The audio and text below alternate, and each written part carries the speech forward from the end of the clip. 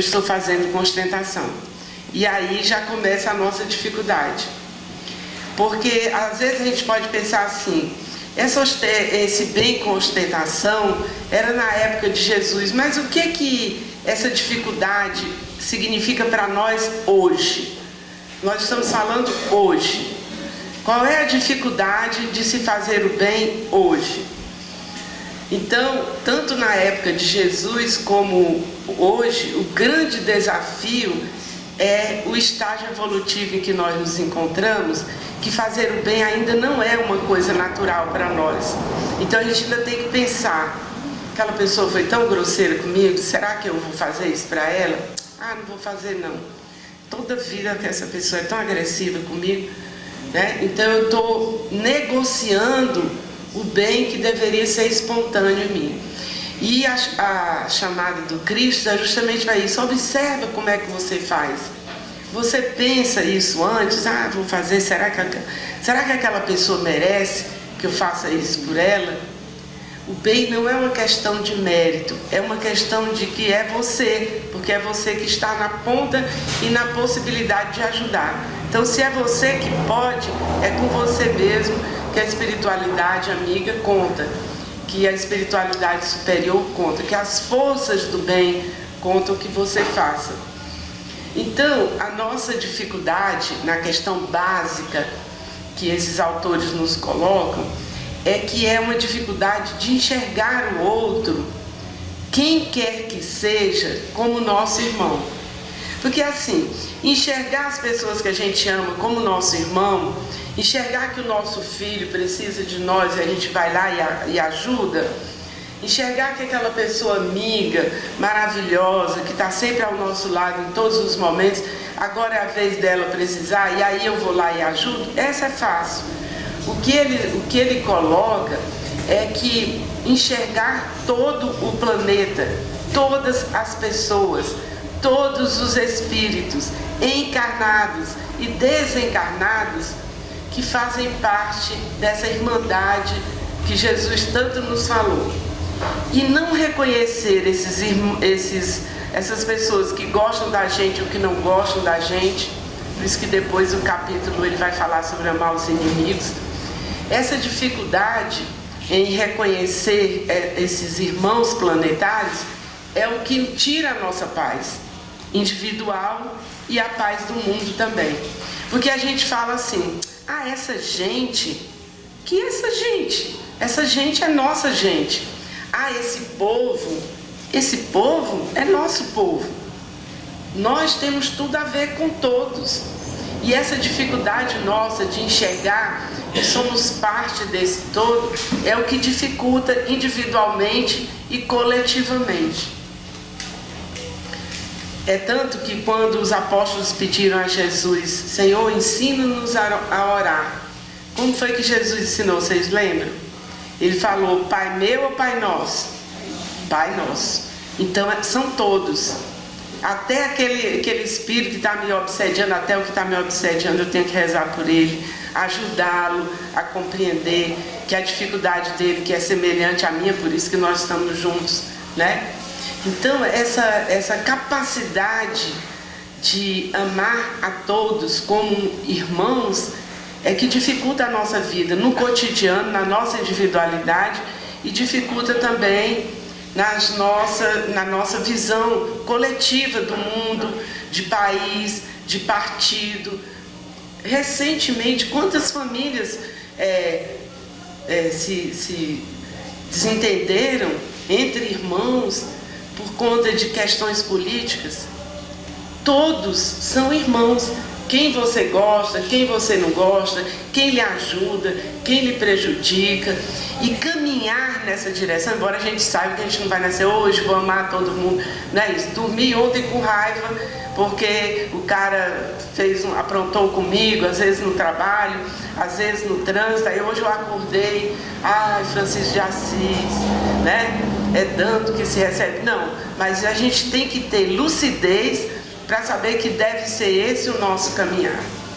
Entendendo que somos todos fraternos, somos todos irmãos, filho do mesmo Pai.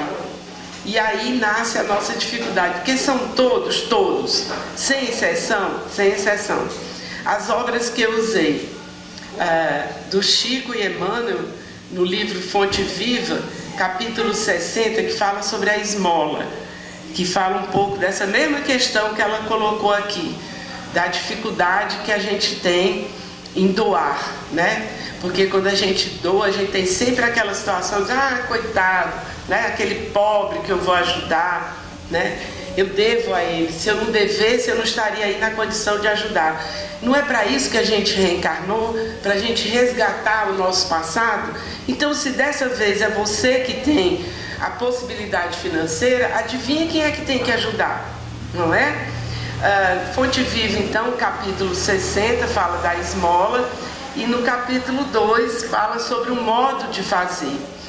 Vinha de Luz, capítulo 4, que é esse que a Andréa leu, em silêncio, e o capítulo 110, que fala da caridade essencial. Ao longo do texto eu vou falar outros também, mas só lembrando, Hamed, o Espírito, na psicografia de Francisco do Espírito Santo Neto, num livro chamado A Imensidão dos Sentidos, fala sobre a importância da intenção. E a gente vai conversar com isso também ao longo do texto. Então, o contexto do fato. Qual é o fato que nós estamos refletindo essa manhã? O óvulo da viúva.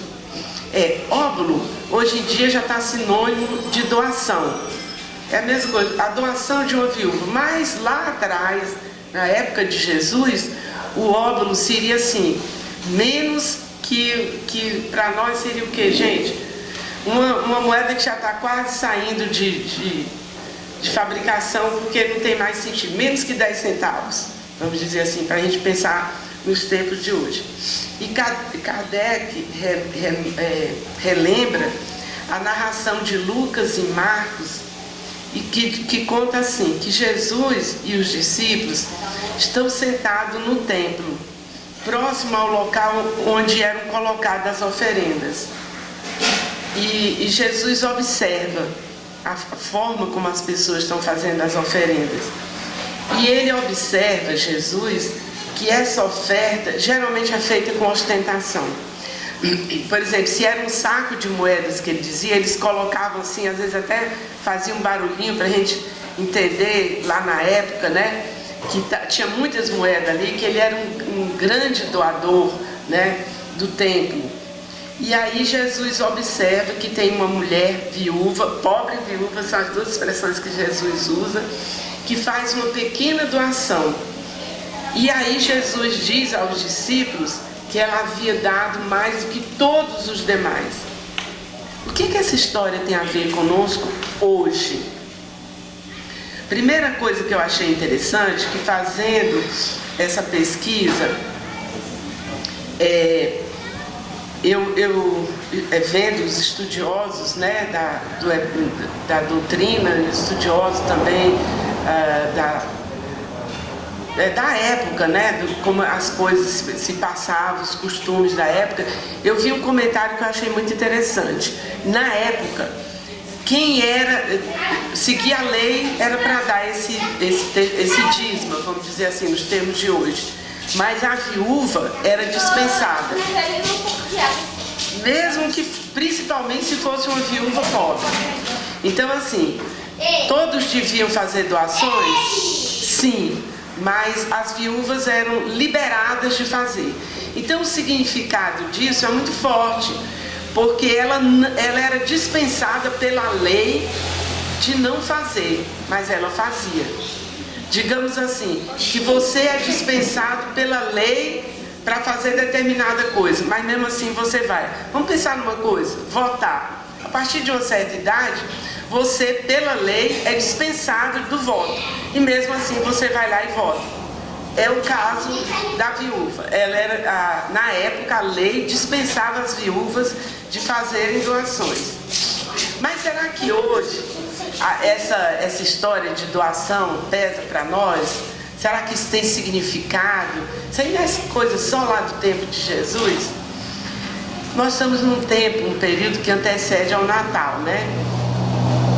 Será que é só naquele tempo que as pessoas julgavam pelos que davam maior fé? Ou hoje nós também fazemos isso? Estamos nessa época de Natal, é muito comum a história do amigo secreto, que já começa na família. Primeiro que você marca um preço, aí alguém tem que comprar acima, que é para dizer que pode. E a gente ainda faz aquele julgamento. Será que eu vou comprar esse presente bom mesmo? Todo ano eu compro um presente bom e só ganho presente ruim? Ai, não sei se eu vou comprar isso esse ano, não. Ah, não. Vou não. Gastar 100 reais, vou nada. Ninguém dá com 100 reais. Toda vida que eu ganho presente, os meninos, gravata e meia, né? Então é isso. Isso, quando nós pensamos assim, nós estamos pensando igual ao pessoal lá da época de Jesus. E é para nós, que vemos apenas a trave no olho do outro, não vemos o cisco no olho do outro, não vemos a trave no nosso, é que a gente julga. Então esse texto, meus amigos, está muito presente nas nossas vidas.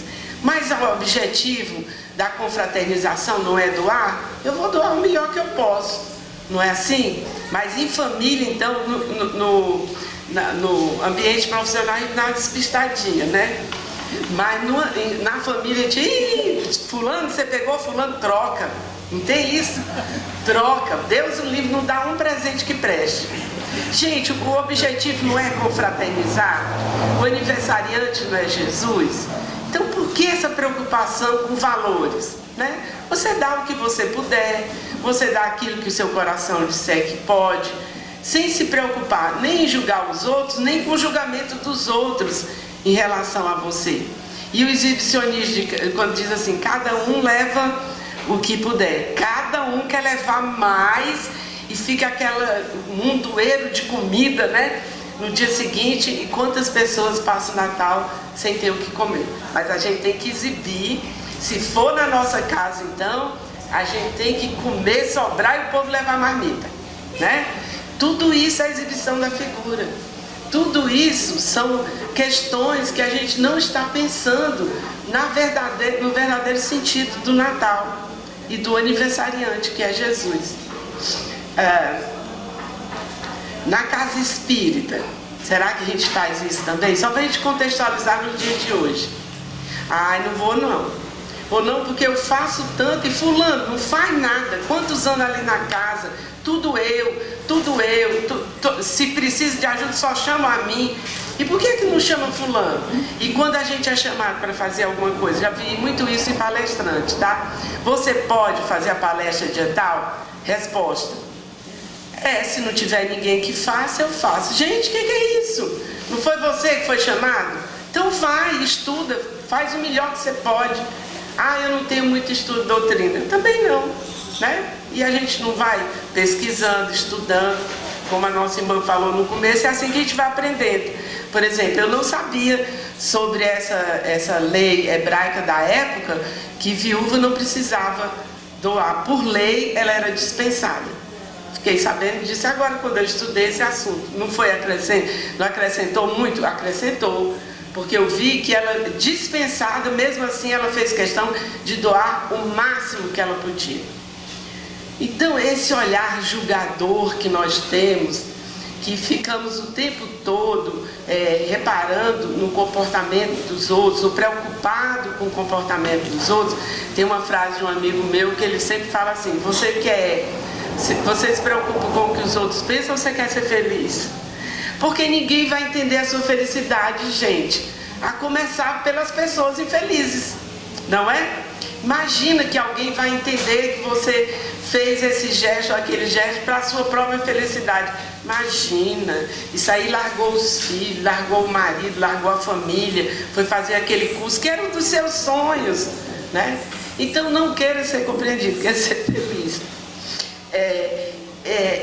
Sobre essa história do argueiro e da trave, que o argueiro a gente sempre reconhece só em nós. Agora no vizinho, no familiar, no presente é a trave.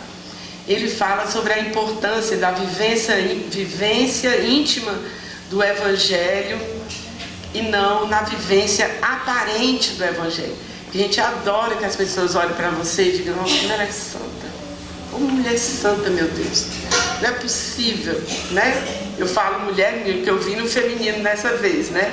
Mas vários dos meninos também, homem santo, minha Nossa Senhora, isso aí merecia uma mulher maravilhosa. Vai viver com ele para ver se é santo assim, né? Vamos ver. Então, qual a relevância da doação dessa viúva, que é o nosso estudo de hoje, a pobre viúva? Pela tradição judaica, nós já sabemos que ela era dispensada de doar qualquer donativo. Na verdade, segundo esse autor que eu vi, ele fala que pelo judaísmo ela recebia. Vocês já receberam o óbolo da viúva alguma vez? Eu já. Uma vergonha, gente. O nosso grupo, ele faz uma distribuição de cesta básica. Quem coordena a parte financeira é a Ana. Já falei para a Ana que a hora que ela quiser cuidar do meu dinheiro, eu cedo na hora para ela ser minha administradora. Porque, gente, eu nunca vi um pouco se multiplicar tanto.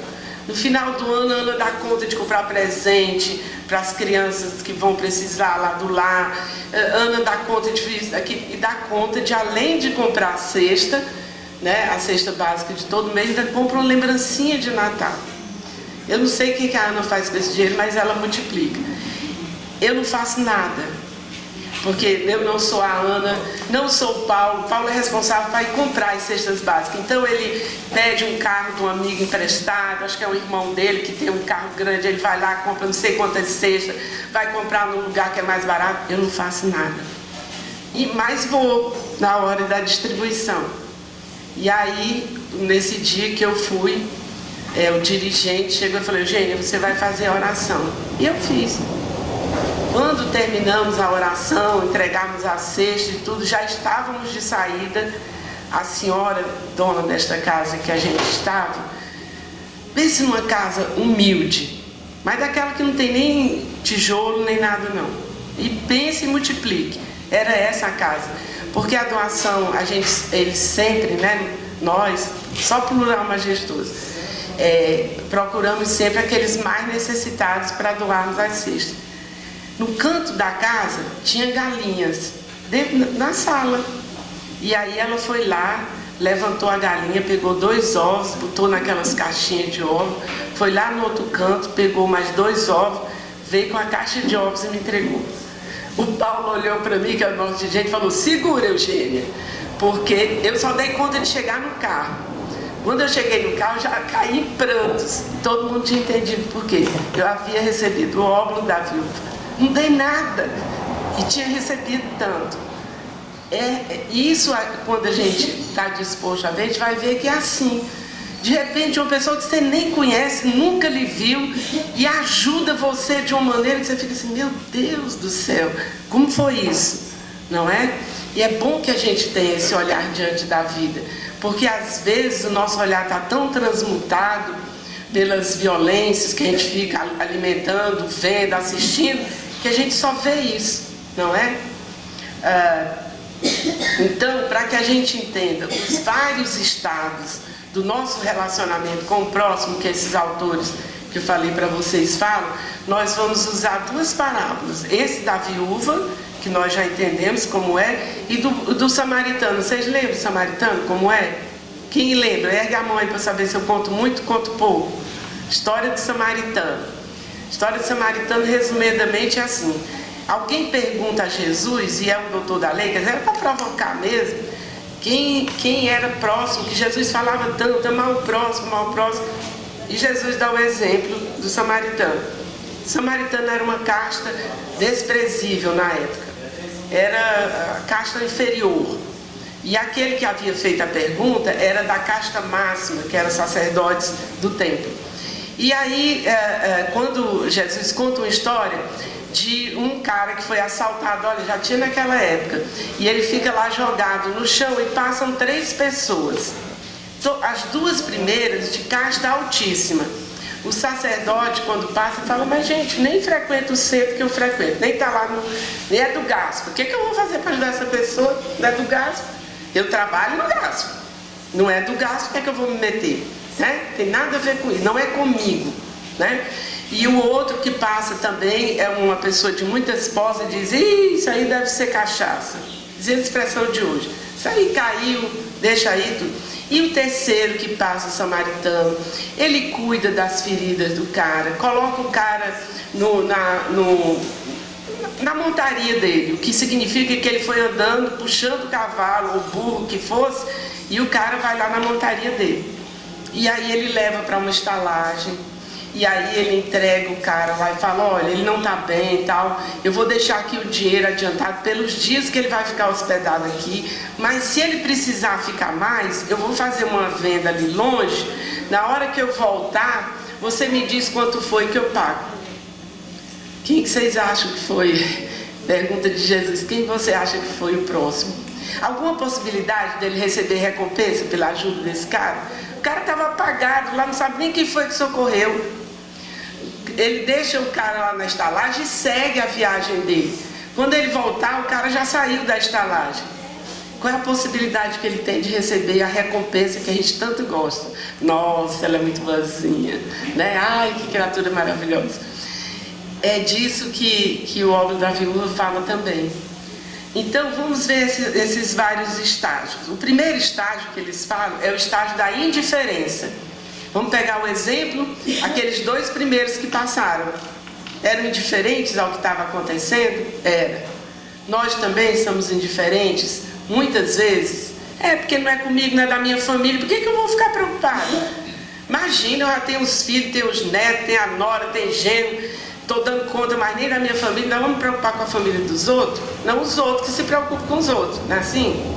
Então essa indiferença, e eu fui procurar no dicionário o que significava exatamente indiferença. Olha que coisa.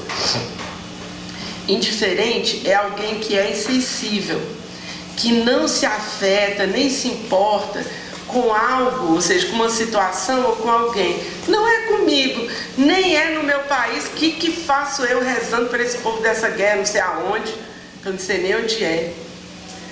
Que se comporta de forma apática diante de situações e pessoas. Exemplo, nós já refletimos, são os dois primeiros que passaram e viram o homem caído, né, na parábola do samaritano. O segundo estágio é quando nós fazemos, mas a gente quer que a sociedade veja. A gente quer receber essa volta, né, da pessoa dizer assim, nossa, aqui ela é quem mais doa aqui no centro, ela vai para todo canto, que coisa maravilhosa. E a gente sabe que pelo processo reencarnatório, doutrina espírita, nós estamos fazendo aquilo que nós precisamos fazer. Dizendo da minha parte, isso é plagiando Haroldo Dutra, só fala para muitos quem deve para muitos. Né? Se você não precisasse falar, de vez em quando você precisava falar menos. Aí tem que vir até gripado, né, gente? Então, todos que doaram antes da viúva estavam nesse estágio de fazer o bem para se exibir na sociedade. Tinha uns que Jesus, lá os evangelhos contam que eles até balançavam, para você saber que tinha muita moeda ali dentro. Aí pegava aqueles coisas assim, né? Todo mundo está vendo. Então esse é o segundo estágio. O terceiro estágio é para quando a gente faz para que Deus veja. Ainda não é a verdadeira caridade. Quando é assim, olha Deus, eu não mereço que isso aconteça comigo não. Não era para eu gritar ontem, gente, eu preciso fazer essa palestra amanhã. Não é para acontecer comigo, é para acontecer com a André, que ela não vai falar, né? Não é assim que a gente normalmente faz? Pois é. Para que Deus veja. Em Espiritismo, a gente fala assim, vá somando aí meus bônus horas, hein? Estou me matando aqui para ajudar lá no gasto e tal. Conta aí, gente, meu bônus hora. Porque às vezes a gente pensa que é só os de outras religiões que negociam, né? Eu faço o jejum para que você me dê isso. Então, quando essa hora que eu estou negociando, eu ainda não estou fazendo a verdadeira caridade. Então, quando eu quero que Deus veja, vai contando aí, André, meus bônus horas. Não é ainda não é a verdadeira caridade. E o quarto estágio que esses autores colocam, que é fazer o bem sem olhar quem. Aí é o samaritano. Por isso é que o nome do capítulo 13 é: não sai da vossa mão direita o que faz a esquerda. A gente pensando assim, parece que não faz sentido. Mas se você pensar de forma simbólica, as duas mãos não são minhas, então nem eu mesmo acho que fiz uma coisa do outro mundo. Quando eu começo a achar que eu estou fazendo muito, demais, além, estou me matando, me sacrificando, nessa hora eu estou reconhecendo que uma faz e a outra faz. Então, nem eu mesmo faço, que é o que os espíritos amigos fazem, os espíritos superiores, né? Aquela história que eles nem se aborrecem, eles nem percebem que estão fazendo bem, eles fazem. É como respirar. Embora eu não esteja respirando muito bem hoje, mas eu não precisei contando aqui. Uma respiração, duas respirações. Não faz, você respira, né? Você naturalmente respira. Eles naturalmente fazem o bem. Isso aí é aquele estágio de Jesus e seus discípulos lá, seus amigos. Então esse é o nosso processo de evolução dentro da questão da caridade. Ou, eu dizendo de outra forma, dentro do bem que nós podemos e devemos fazer. A todos, independente se aquela pessoa é boazinha comigo, se ela falou mal de mim a vida inteira, mas ela não está precisando de oração, não está passando por um momento difícil, então eu vou rezar. Precisa eu chegar para ela, olha Andréia, você nunca me tratou bem, mas eu sou uma pessoa maravilhosa e estou rezando por você. Não é assim que funciona, não é? Então eles falam também que esse nosso processo evolutivo é espiral. Ou seja, não é uma linha reta. Às vezes eu consigo fazer o bem sem ostentar, às vezes eu não consigo, aí volto de novo, ai meu Deus, acabei de dar o preço do bem que eu fiz, né? Ai minha Nossa Senhora, acabei de lembrar, ó, comprei um presente bom, viu? Né? Você viu a torta que eu fiz aqui? A melhor aqui, a mais cara, olha aqui tem não sei quantos ingredientes nos almoços de família, né? Que a gente nunca faz isso, né, gente? Só eu que falo. Mas, enfim, esse processo dessa evolução é em espiral. Então, às vezes, nós conseguimos fazer sem ostentação e, às vezes, a gente não consegue fazer sem ostentação. Sem ostentação, o samaritano, igual eu já falei. Qual é a possibilidade que ele tinha? Que o cara reconhecesse, soubesse que ele era ele? Nenhuma. Ele não ia ficar nem lá na hospedaria onde ele tinha deixado o cara, né? Ele deixou e seguiu a vida dele. Um ensinamento lindo. Você quer ajudar? Ajuda e passa. Não fica, não, vou voltar lá para ver se todo mundo se lembra que fui eu que fiz, tal, né? Então eles falam assim, o que move você quando você pratica o bem? O que nos move quando nós fazemos uma atitude no bem? Primeiro que já é difícil para nós fazer atitude no bem, mas mesmo quando faz, você tem que se perguntar, o que move? Qual é a minha intenção quando eu pratiquei o bem?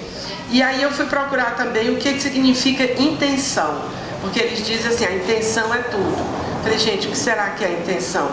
E no dicionário tem assim, é o desejo deliberado de alguém de realizar uma ação. Ou seja, eu vou ajudar. Se vai reconhecer, se não vai reconhecer, eu vou ajudar. Difícil, né, gente? Nós, pais e mães, então, com os nossos filhos, né? Só eu que sou assim. Quantas noites sem dormir, quando eu começo a falar, meu filho, mãe, pelo amor de Deus, não fala os 9 meses de novo, não. E eu falo, e você era grande e pesado. No último mês não consegui nem dormir direito, né? Então, quer dizer, toda hora a gente está passando. E as noites acordadas, e as fraldas, né? Mas você não era mãe? A mãe é para fazer isso mesmo. A nossa mãe não fez para a gente e está fazendo agora, é a nossa vez. Hamed, esse espírito que o Francisco Espírito Santo Neto psicografa, diz assim, a nossa intenção é um estado vibracional que pode ser imperceptível no mundo da matéria, mas é perfeitamente sensível ao mundo espiritual. É por isso que na espiritualidade tem até hospício para espírita. Porque a pessoa fez tanto, para se exibir tanto, para que todo mundo soubesse tanto. Então, quando ela chega lá do outro lado, cadê o que ela queria receber? Já recebeu todas as honras e glória aqui. Cadê o anônimo? Não fez. Então, é essa questão que o Hamed fala. Para o mundo, eu posso até, porque às vezes eu faço, Quer dizer, fui eu que fiz, mas eu não quero que ninguém note. Mas eu sei que se a Andréia notar, ela vai contar. Pô, deixa um rabinho aí, Andréia. Ai, olha, a oferta maior foi a Eugênia que fez. Que coisa maravilhosa, né? Então, às vezes, a gente ajuda deixando assim um rastrinho para que todo mundo saiba, na verdade, quem fez. Então, ele diz assim: pode ser imperceptível a sua intenção para o mundo da matéria, mas não é imperceptível para o mundo espiritual. Aí o Hamed continua: as vibrações, ou seja, a intenção com que você faz alguma coisa, fala mais alto do que as suas palavras, porque traduz o significado da sua ação. O que você quer fazendo este ou aquela atitude no bem? O que você quer? O que você pretende com isso? E nós sabemos, nesse exemplo, que é o fato que nós estamos refletindo na manhã de hoje, que é a história do óbolo das viúvas. Então, na maioria das vezes, o bem que você faz sem ver a quem, ele não é explícito, como o texto que a Andréia leu antes. Se for explícito, ponto 2, estágio 2, ainda não é o estágio ideal. Então, eu posso esconder consciente ou inconscientemente no mundo físico. Mas no mundo da espiritualidade, a espiritualidade vai sempre saber. Joana de Ângeles, um livro chamado Florações Evangélicas, que eu não falei ali no começo, mas falo agora, ela diz que é o nosso cheiro espiritual. O que significa isso? Que nós podemos fazer a caridade, mas se a gente deixar um rastro, eles vão saber que o nosso estágio vibracional não era para ajudar. Era assim: ai não, tá todo mundo dando, se eu não contribuir, vai todo mundo achar que eu, nossa, que, né? Então pronto, tá todo mundo dando, quanto é que estão dando aí? Então eu vou dar. Às vezes nem é o que eu posso, mas eu quero me exibir junto com os outros, aí eu vou e dou a mais. E às vezes também a menos. Ah, é só isso também, eu podia dar mais, mas todo mundo só está dando 10 reais, vou dar 10 também, né? Então é isso, o quanto você pode e o quanto você faz. Qual é a intenção que você tem quando você faz? O que fazer então quando nós percebemos que estamos fazendo bem com ostentação? Acabei de descobrir isso agora, gente. Fiz o bem com ostentação. Fiz para que todos reconhecessem que eu sou uma pessoa maravilhosa, etc. O que eles falam? Eu entro em desespero, eu digo: ai, não adianta mais eu fazer nada, porque eu percebo que eu estou fazendo bem com ostentação. Não, eles dizem para nós aprendermos a educar os nossos sentimentos. Eu não percebi que eu estou sempre fazendo bem atrás da intenção? O presente lá do amigo secreto, o meu trabalho na casa espírita, né? Então ele diz que mais do que um conceito do que é fazer o bem, ele fala para a gente enxergar isso de uma outra forma, ou seja, a forma de vivência cristã, lembrando o olhar fraterno de Jesus nos ensinando que o Pai era nosso, não é meu, o Pai é nosso, então ele quer bem a todos. Todos significa aquela pessoa que me prejudicou várias vezes na vida?